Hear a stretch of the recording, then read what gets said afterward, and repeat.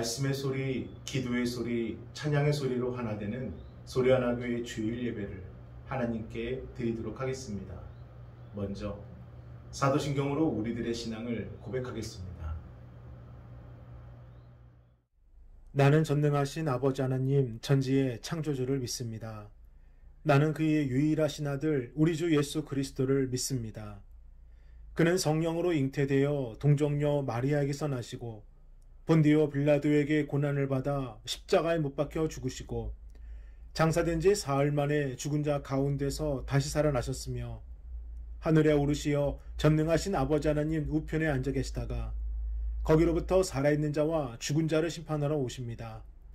나는 성령을 믿으며 거룩한 공교회와 성도의 교제와 죄를 용서받는 것과 몸의 부활과 영생을 믿습니다. 아멘. 찬송가 445장 태산을 넘어 험곡에 가도 우리 함께 찬양하겠습니다.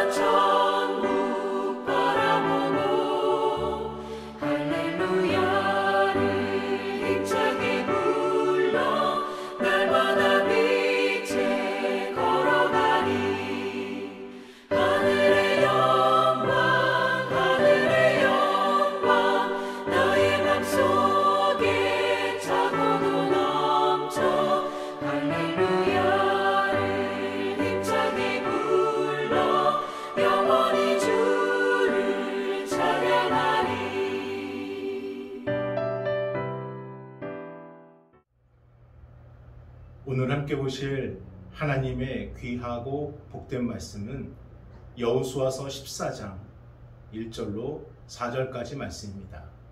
우리 함께 봉독하겠습니다. 여호와께서 모세에게 말씀하여 이르시되 이스라엘 자손에게 명령하여 돌이켜 바다와 믹돌 사이에 비하이로다 곧 바알스본 맞은편 바닷가에 장막을 치게 하라. 바로가 이스라엘 자손에 대하여 말하기를 그들이 그 땅에서 멀리 떠나 광야에 갇힌 바 되었다 하리라. 내가 바로의 마음을 완악하게 한즉 바로가 그들의 뒤를 따르리니 내가 그와 그의 온 군대로 말미암아 영광을 얻어 애굽 사람들이 나를 여호와인 줄 알게 하리라 하시매 무리가 그대로 행하니라. 아멘. 미국의 유명한 4대 스포츠가 있습니다. 농구, 야구, 하키, 미식축구. 이 중에 압도적으로 인기가 가장 많은 스포츠가 무엇일까요? 바로 미식축구입니다. 미국 내에서 미식축구의 인기와 위상은 참 대단해요. 자국에서 열리는 월드컵도 모르고 올림픽은 몰라도 이 미식축구 경기만큼은 지나가는 아이들도 알 정도로 그들의 미식축구 사랑은 참 절대 불가입니다. 그러니 미식축구 스타들에 대한 관심도 대단하죠. 여기 선수가 아닌 지도자로서 미식축구에 큰 획을 그은 한 인물이 있습니다. 그는 노스캐롤라이나, 뉴욕 체즈, 아칸소, 미네소타, 노트르담, 그리고 사우스캐롤라이나 등 대학 풋볼팀에서 무려 43년 동안 코치로 재직하며 6개의 대학을 지도했고 그 중에 4개의 대학을 최종 상위 20위권 이내로 이끈 유일한 코치로 그런 그의 실력과 또한 공로가 인정되어 2008년에 명예의 전당에 헌정이 됩니다. 그는 지금도 살아있는 미국 미식축구의 전설 루 홀츠입니다. 그러나 그의 그러한 화려한 이력과 성공과는 달리 그의 시작은 전혀 그렇지 못했습니다. 방 1개, 침대 하나, 지하 셋방에서 태어나 가족의 생계를 위해 어려서부터 신문 배달을 하며 돈 될 만한 일들은 다 할 수밖에 없었습니다. 넉넉하지 못한 형편이 아니라 우유 하나 먹을 수 없을 정도로 찢어지게 가난한 삶이었기에 그의 삶은 늘 배고픔이었습니다. 하지만 주어진 삶과 환경을 탓하기보다는 받아들이고 인정하는 것을 먼저 배웠기에 루월츠는 잘못된 길로 들어서지 않을 수가 있었고 그는 잘 자라 사랑하는 여인과도 결혼하게 됩니다. 그러다가 1966년 그의 나이 28살 코네티컷 대학 풋볼팀의 조교를 일하던 중 어느 날 해고 통보를 받게 됩니다. 당시 아내는 임신 8개월째 아무것도 없는 가난한 부부에게 모든 것이 순간 다 끝난 것처럼 느껴지는 상황이 되었습니다. 그렇게 실직을 당하고 특별히 배운 기술도 없고 누가 찾아주는 것도 아니었던 누월츠는 매일의 삶을 무료하게 보내던 중 어느 날 아내가 책 한 권을 주는 겁니다. 책이라도 읽으라는 거죠. 아내가 준 책은 데이비드 슈워츠가 지은 크게 생각하는 마술. 우리나라에서는 크게 생각할수록 크게 이룬다 라는 제목으로 의역된 책인데 이 책에는 소원의 실현 가능성과는 상관없이 자신이 솔직하게 하고 싶은 100가지 소원을 적으라는 이런 내용이 담겨 있습니다. 우리가 잘 알고 있는 바로 버킷리스트죠. 당시 특별히 할 일도 없었던 누월츠는 평소 생각만 했던 하지만 꼭 이루고 싶었던 소원 100가지를 적기 시작합니다. 백악관에서 대통령과 만찬을 즐기기, CBS TV쇼에 나가 사회자와 1시간 동안 떠들기, 로마에 가서 교황과 사진 찍기, 노트르담 풋볼팀 헤드코치가 되기, 골프에서 홀인원 하기, 자동차로 세계 일주하기, 소속팀을 챔피언으로 만들기, 올해의 미국 코치가 되기. 당시 그의 삶으로는 가능성 전혀 없는 제로에 가까운 목표들이었죠. 그렇게 100개를 넘어 108번째를 적으려는 순간 마침 집에 들어온 아내에게 자신이 적은 107개의 소원을 보여줍니다. 아내는 남편이 적은 107개의 소원을 천천히 읽더니 진지하게 108번째 소원을 직접 적어줍니다. 일을 해. 일자리를 구하라는 거죠. 그런데 실제로 이 가능성 제로의 일들이 하나씩 일어나게 됩니다. 그 후로 3년 후에 윌리엄 앤 메리 대학의 헤드코치로 루월츠는 임명이 되었고, 그리고 1986년에는 노트르담 대학의 대학 교수로 부임하여 약체였던 노트르담 대학을 2년 만에 미국 최고의 우수팀으로 만들게 됩니다. 그리고 그해 루올츠는 올해 대학 코치로 선정이 됩니다. 이 외에도 그는 백악관 헤드 테이블에서 레이건 대통령과 만찬을 즐겼고, 로마에 건너가 로마 황제를 직접 만나, 로마 교황을 직접 만나 함께 사진을 찍었고, CBS TV 투나잇쇼에 출연하여 조니 칼슨과 대화를 나누기도 했습니다. 28살 백수 때 적은 107개의 버킷리스트 중 거의 대부분을 30년 만에 이룬 루올츠. 과연 그는 최고의 운을 가진 사내였을까요? 그는 2011년에 출간된 승리, 패배, 그리고 교훈이라는 자신의 저서에서 치열하게 살아왔던 자신의 삶을 뒤돌아보며 그 중에서 인생에 꼭 필요한 4가지를 조언해주고 있습니다. 첫째, 반드시 할 일이 있어야 한다. 둘째, 사랑하는 사람이 있어야 된다. 셋째, 믿고 의지할 대상이 있어야 한다. 넷째, 희망을 품을 수 있는 무언가가 있어야 한다. 그러면서 루올츠는 첫 번째와 두 번째 일과 사랑에 대해서는 자신이 감당할 몫이지만 세 번째, 네 번째 믿음과 희망은 오직 하나님의 몫이었음을 고백합니다. 즉 자신이 해야 될 일, 할 수 있는 일에는 최선을 다하고 하나님께서 하실 일, 하나님께서 해주실 일에 대해서는 철저하게 믿음으로 자신의 인생이 여기까지 올 수 있었다. 그는 고백을 합니다. 사랑하는 여러분, 오늘 본문을 통해 우리가 함께 나누고자 하는 말씀의 핵심도 이와 같습니다.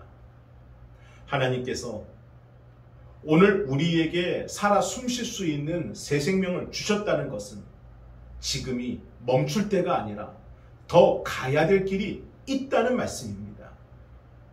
그래서 우리의 인생에 찾아온 이 멈춤의 순간도 그것은 끝이 아니라 방향을 정하고 무엇인가를 똑바로 바꿀 수 있는, 내가 가야 될 길을 찾고 구하고 열어야 될 그때라는 것입니다. 저는 오늘 듣게 하시고 보게 하시고 깨어지게 하시는 이 하나님의 말씀을 통해 우리를 향한 하나님의 뜻을 구하고 우리가 가야 될 길을 똑바로 확실하게 가게 되길 주님의 이름으로 축복합니다. 오늘의 말씀 주제를 저를 따라 선포합니다. 우리가 가야 할 길. 우리가 가야 할 길. 하나님께서는 이스라엘 자손들이 애굽을 나올 때부터 이미 철저하고 세밀하게 그들의 방향을 정하셨습니다. 즉 이스라엘 자손들의 다급한 마음에 그들이 쫓기듯 도망치다가 홍해바다로 내몰린 것이 아니라 하나님께서 의도하시고 인도하신 방향대로 그들은 홍해 앞에 서게 된 것입니다. 우리 출애굽기 13장 20절 말씀을 함께 읽어보겠습니다. 그들이 숲곳을 떠나서 광야 끝 에담에 장막을 치니. 아멘. 당시 애굽에서 가나안으로 가는 길에는 2가지 루트가 있었는데, 첫 번째 길은 애굽인들과 주변 사람들이 주로 이용했던 이 지중해 해안길을 따라서 곧바로 가나안으로 가는 길입니다. 이 길은 길어야 2주 정도면 가나안에 도착할 수 있는 최단거리 루트이지만 그 길은 블레셋 족속이 지키고 다스리는 지역이었기 때문에 그들의 허락을 받고 지나가야 했습니다.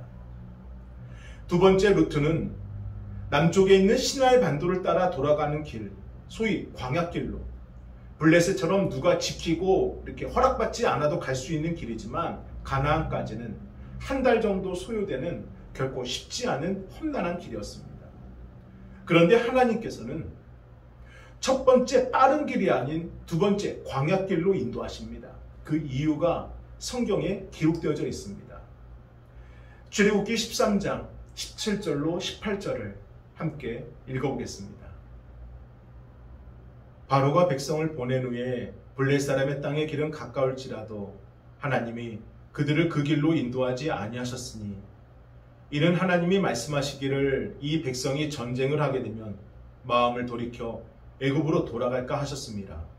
그러므로 하나님이 홍해의 광야길로 돌려 백성을 인도하심에 이스라엘 자손이 애굽 땅에서 대열을 지어 나올 때에 아멘. 430년 동안 노예로 살아온 이스라엘 백성들은 싸우는 방법도 몰랐고 군사훈련을 받은 적도 없었습니다. 더욱이 가장 필요한 것만 들고 애굽을 떠났기에 그들이 칼이나 창, 활, 그런 군사무기를 챙길 리가 없지요. 그러니 만약 가장 빠른 길이라 할지라도 지중해 해안길을 가다가 블레셋을 만나게 되면은 백전백패. 그들은 애굽으로 다시 도망칠 것은 불보듯 뻔했습니다. 그래서 이스라엘 자손들의 생각과 마음과 그들의 형편과 상황을 알고 계신 하나님께서 그들을 위해서 첫 번째 길이 아닌 두 번째 길, 광야길로 인도하신 겁니다. 사랑하는 여러분, 사람이 마음으로 자기의 길을 계획한다 할지라도 그의 걸음을 인도하시는 이가 여호와이심을 믿으시기를 바랍니다. 우리의 생각과 마음, 지금의 형편과 상황을 아시는 하나님께서 우리가 가던 길을 멈추게 하시고 우리를 옮길 때가 있으십니다.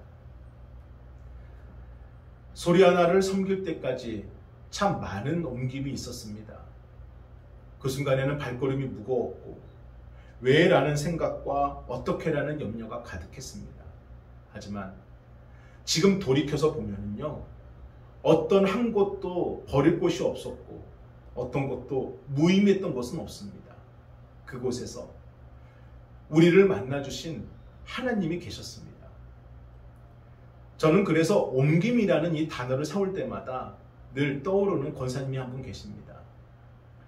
작년 이맘때쯤에도 한번 소개를 해드렸는데 참 몸이 약하신 분이세요. 하지만 새벽 예배, 수요 예배, 금요 기도회, 주일 예배는 당연하고요. 심지어 평일 낮에도 아무도 없는 성전에 올라와 늘 기도하시는 권사님이십니다. 물질적으로 부족하다 보니 형편도 여의치 않으셨고 또 남편 없이 자녀들을 홀로 키우시는 상황에 또 힘겨우셨고 거기다가 건강도 나빴음에도 불구하고 권사님은 늘 하나님께 붙들리는 삶을 사셨습니다. 그러다가 어느 날 여느 때와 마찬가지로 새벽 예배를 마치시고 제가 직접 집까지 모셔다 드렸는데 그날 아침에 방에서 의식을 잃고 쓰러진 것을 딸이 발견하고 119로 불려 병원으로 옮겼지만 결국 이 뇌에 출혈이 보이면서 긴급하게 수술을 받으셨습니다. 다행히 수술은 잘 끝났지만 뇌에 발생한 출혈이 언제 어떻게 될지 모르는 상황이었기에 병원에서도 최후의 순간을 준비하라 말했다 하더라고요. 하지만 당시 많은 분들의 중보기도가 응답되어 의식은 돌아오셨고 중환자실이지만 그래도 몇 주 만에 면회를 할 수가 있었습니다. 그런데 중환자실에 계시는 권사님을 만나는 그날 저는 너무나도 놀라운 고백을 듣게 되었습니다. 목사님, 제가 집에서 만난 하나님이 계시고 교회에서 만난 하나님이 계시는데 이 병원, 침대에서 만난 하나님이 가장 위대하고 크십니다. 라고.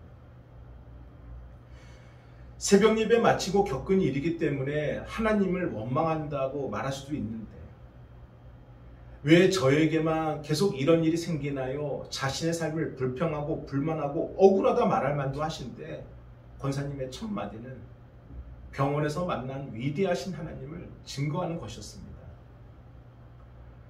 그래서 저는 저를 그곳으로 옮기시어 부목사로 섬기게 하신 하나님의 기쁘신 뜻이 어쩌면 이 권사님의 이 고백을 듣게 하시려고, 권사님의 고백이 어느 날 저의 고백이 되게 하시려고 저를 그곳으로 옮기신 것 아닌가, 이러한 감사를 생각하기도 합니다.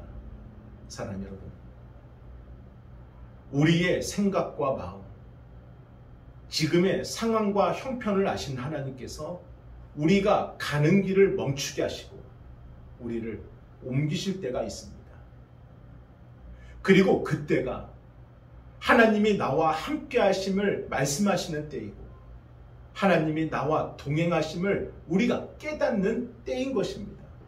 성경은 이것을 인도하심이다 라고 말씀하고 있고 이 사실을 믿을 때 우리는 이것이 은혜다 라고 고백을 합니다. 그래서 하나님은 이스라엘 자손들을 두 번째 길, 이 광야길로 인도하시기에 앞서 먼저 홍해바다 앞으로 그들의 길을 멈추게 하십니다. 우리 출애굽기 14장 2절 말씀을 함께 읽어보겠습니다. 이스라엘 자손에게 명령하여 돌이켜 바다와 믹돌 사이에 비하이로다 곧 바알스본 맞은편 바닷가에 장막을 치게 하라. 아멘. 약속하신 가나안 땅으로 가는 육지길은 분명히 열려 있었습니다. 그러니 애굽의 바로 왕을 항복하게 만드신 하나님의 그 능력이 블레셋 정도야 한 방이지요. 그게 무서워서 피하시겠습니까? 2주 정도면은 바로 갈 수 있는 길이 분명히 열려 있습니다. 더욱이 광야길도 그렇습니다. 구름기둥과 불기둥으로 인도하시는 하나님이 계시는데 뭐가 걱정입니까? 한 달 정도야. 그냥 꾹 참고 가면은 굳이 광야길도 나쁜 길은 아닙니다. 그런데 하나님께서는 가장 빠른 길도 아니요. 그렇다고 광야길로 바로 가는 길도 아닌 그 길을 돌리셔서 이스라엘 자손들을 홍해 바다 앞에 멈추게 하셔서 반드시 그 홍해를 건너게 하십니다. 여기에는 이유가 있습니다. 출애굽기 14장 5절을 우리 함께 읽어보겠습니다. 그 백성이 도망한 사실이 애굽 왕에게 알려지매 바로와 그의 신하들이 그 백성에 대하여 마음이 변하여 이르되 우리가 어찌 이같이 하여 이스라엘을 우리를 섬김에서 놓아보냈는가 하고 아멘. 하나님께서 애굽 땅에 내리신 10가지 재앙으로 인해 애굽은 풍비박산이 났습니다. 더욱이 애굽 땅에 있는 모든 장자가 다 죽었으니 애굽인들과 바로 왕조차도 몇 날 며칠을 슬픔에 빠져 있었습니다. 그러다가 어느 날 누군가를 통해 듣게 된 이스라엘 자손들의 소식에 바로의 무너졌던 자존심이 다시 세워집니다. 내가 어찌 그랬는가? 무려 200만 명인데 아니 어떻게 200만 명 일꾼을 다 한순간에 잃어버릴 수가 있나? 심지어 내가 미쳤지. 모든 가축과 애굽의 금은보화도 보내주었으니 안 돼. 절대 안 돼. 이대로 그들을 포기할 수 없어. 10가지 재앙의 무서움도 장자를 잃어버린 그 슬픔도 순간 바로에게는 독이 되고 분노가 됩니다. 그런데 이보다 앞서 출애굽기 14장 4절의 앞부분을 보면 이렇게 말씀합니다. 내가 바로의 마음을 완악하게 한즉 바로가 그들의 뒤를 따르니라. 그리고 8절과 17절에서도 내가 바로의 마음을 완악하게 하였으니 라고 기록합니다. 바로의 분노에 앞서 이미 하나님께서는 바로의 그런 마음을 알고 계셨고 그리고 그 마음을 완악하게 하셨다는 겁니다. 우리가 이 말씀을 잘 이해를 해야 됩니다. 착한 바로의 마음을 악하게 만든 것이 아닙니다. 이미 강팍하고 오만방자한 이 바로의 마음을 하나님께서 고치지 않으셨다는 겁니다. 만지지 않으셨다는 거예요. 그대로 멸망의 길로 치닫도록 버리셨다는 것입니다. 우리 로마서 1장 24절의 말씀을 함께 읽어보겠습니다. 그러므로 하나님께서 그들을 마음의 정욕대로 더러움에 내버려 두사 그들의 몸을 서로 욕되게 하게 하셨으니 아멘. 지난 5월 6일 영국에서 원숭이 두창이라는 생소한 질병의 환자가 발생했다는 뉴스가 나오게 되었습니다. 이 듣도 보도 못한 이 생소한 병명은요, 1956년 원숭이들을 대상으로 실험하던 중 원숭이들에게 이 수두처럼 이 종기가 일어나는 것에서 이렇게 이름을 지어서 원숭이 두창이라 부르는 바이러스 질병인데, 나이지리아를 다녀왔던 영국인에게서 이 원숭이 두창이 발생한 겁니다. 그리고 며칠 되지 않아 무려 9명이 확진자가 늘어나면서 영국뿐 아니라 유럽 전역으로 삽시간에 확진자가 퍼지게 되었고, 미국, 심지어 우리나라에도 이 감염자가 일어나게 되었습니다. 역학조사를 통하여 이들 감염자들의 공통점을 발견하게 됐는데, 이들 모두가 동성애자였다는 것입니다. 즉 원숭이 두창은 자연스럽게 생겨난 질병이 아니라 인간의 잘못된 성의식과 무절제한 그들의 판단이 일으킨 인재였던 것입니다. 사랑하는 여러분, 하나님께서 그들을 마음의 정욕대로 더러움에 내버려 두사 그들의 몸을 서로 욕되게 하게 하셨습니다. 하나님이 버리시면 그 인생은 끝나는 겁니다.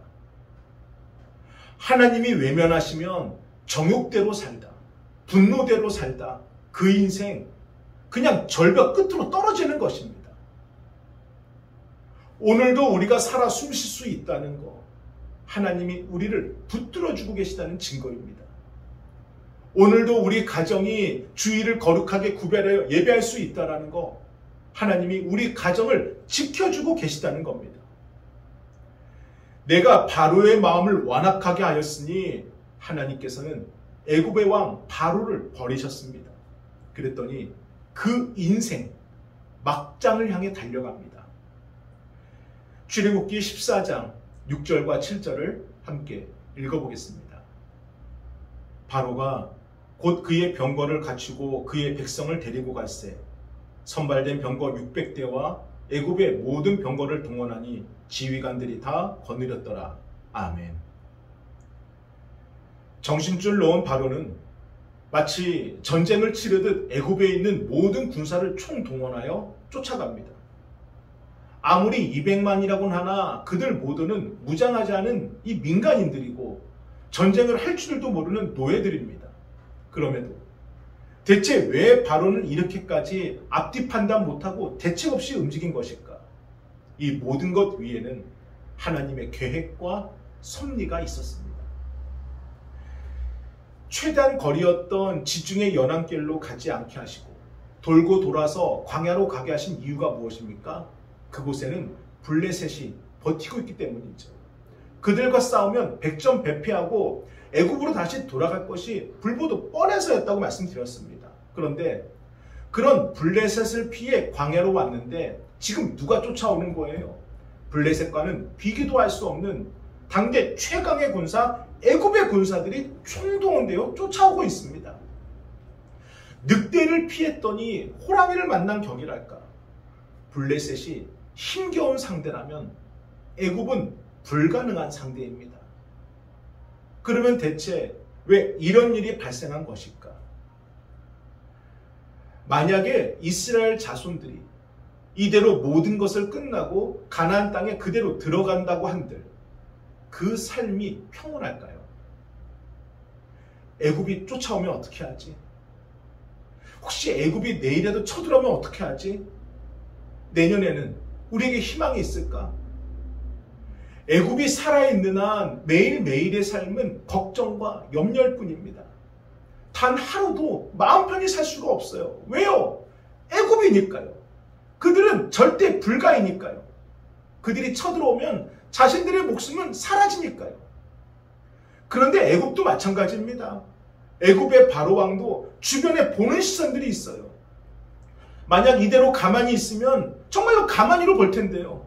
상처받은 그의 자존심은 결국 독이 되어 더 큰 피바람을 반드시 불러일으킬 겁니다. 그래서 하나님은 이 홍해의 기적을 통해서 먼저는 이스라엘 자손들이 직접 보는 앞에서 애굽의 모든 것이라 할 수 있는 이 군사들을 전멸시켜 버리십니다. 그리고 두 번째, 세상의 주인이 누구인지 하나님이 여호와이심을 이스라엘 자손들과 주변에 있는 모든 나라들의 마음에 확실하게 각인시킬 필요가 있음을 판단하셨던 것입니다. 그래서 이 홍해는 이스라엘 자손들이 가야 될 길을 막아선 끝이 아니라 하나님께서 친히 싸우시는 하나님의 전쟁터였고 하나님께서 역사하시는 하나님의 능력의 자리였고 하나님께서 함께 하시는 동행의 길이었으며 하나님이 여호와이심을 증명하게 되는 영광과 승리와 구원의 선포였던 것입니다. 그런데 이 홍해의 기적이 단지 하나님만을 위한 것이냐? 결코 그것이 아니라는 것입니다. 이것이 오늘 말씀의 결론이고 핵심입니다. 애굽은 이스라엘 자손들에게 무려 400년 이상 살아왔던 의미 있는 땅이었습니다. 비록 노예로 살았다지만 거기서 태어났고, 거기서 배웠고, 거기서 자랐고, 거기서 결혼했고, 또한 자녀 낳고, 또 세상을 떠나고, 또 그 자녀가 자라나 결혼한 과정을 꾸미고, 무려 11세대 이상을 거치며 살아온 이 애굽은 이스라엘 자손들의 의식주와 삶의 가치관 모든 것을 바꿔놓았습니다. 그러니 노예의 삶에 대한 아픔도 있지만 애굽에 대한 미련과 또한 거기에 대한 애착도 있는 겁니다. 1945년 일제 패망으로 우리나라가 해방을 맞이했지만 36년 동안 식민지 통치를 받았던 우리의 선조들과 그들의 자녀들까지도 좋든 싫든 일본의 영향에서 벗어날 수가 없었습니다. 일본에게 길들여진 것이죠. 그래서 우리 할머니들 기억나십니까? 한국말보다 일본말을 더 많이 하시고 모든 삶에서 일본 언어가 당연했습니다. 그 정도로 철저하게 교육받으신 거죠. 그런데 무려 400년 이상을 그렇게 애굽의 통치를 받았으니 그들의 자손들은 어떻겠습니까? 끊어야 할 것을 끊지 못하고, 버려야 할 것을 버리지 못하고, 미련을 갖고 항상 뒤를 돌아보니 가야 될 길을 제대로 가지를 못하게 됩니다. 그래서 홍해가 필요했던 것입니다. 그곳에서 애굽을 친히 진멸하신 것이고, 다시 가야 될 길을 하나님께서 친히 열어주셔서 그들에게 약속한 땅으로 옮겨 주신 겁니다. 사랑하는 여러분, 성경에서 말씀하신 애굽은 우리의 옛 사람입니다. 당연히 버리고, 당연히 끊고, 당연히 잃어버려야 되지만 버려야 될 것을 버리지 못하고 너무나도 익숙해져 버려. 그래서 우리의 능력으로는 도저히 버릴 수 없는 옛사람의 모습이 바로 애국과도 같습니다. 그 옛사람을 버리지 못하면 똑같은 실수를 반복하게 됩니다. 그 옛사람을 끊지 못하면 또 넘어지게 되고, 옛사람을 내려놓지 못하면 앞으로 가야 될 길을 가지 못하게 됩니다. 그래서 우리의 생각과 마음, 지금의 형편과 상황을 아시는 하나님께서 우리가 가던 길을 잠시 멈추게 하신 겁니다. 그리고 친히 옛사람을 끊어주시고 꺾어주시고 내려놓게 하시고 우리가 가야 될 길, 다시 갈 수 있도록, 똑바로 갈 수 있도록 길을 열어주시고 우리가 있어야 될 곳으로 우리를 옮겨주신 겁니다. 그래서 우리가 가야 할 길, 속도는 중요하지 않습니다. 누구와 가느냐, 어디로 가느냐, 어떻게 가느냐, 이것이 중요한 것입니다. 잠시 멈추어도 옛 사람을 버릴 수만 있다면, 잠시 기다려도 똑바로 갈 수만 있다면, 천천히 간다 해도 하나님과 함께 갈 수 있다면 그 길이 맞습니다.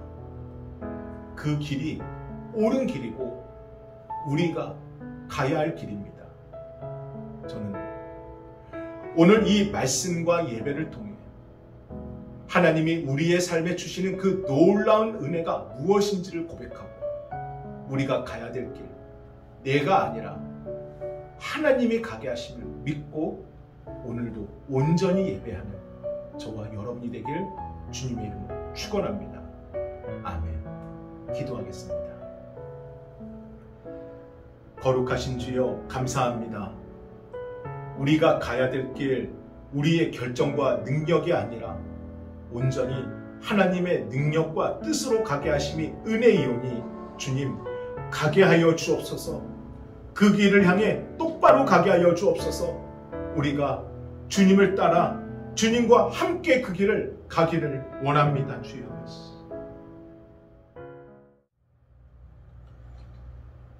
감사합니다.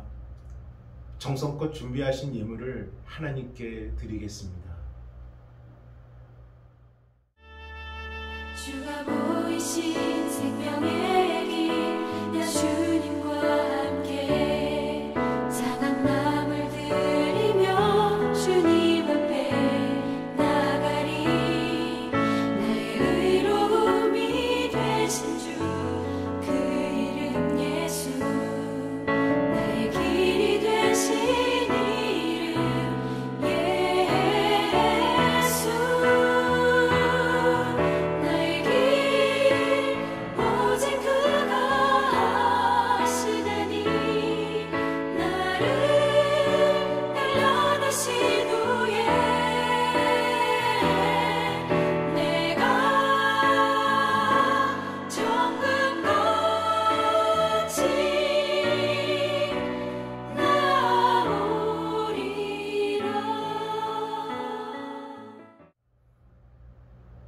축도로 예배를 마치겠습니다.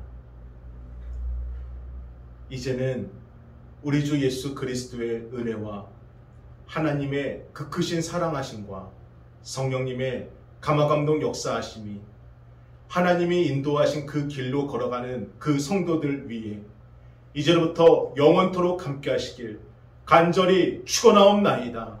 아멘.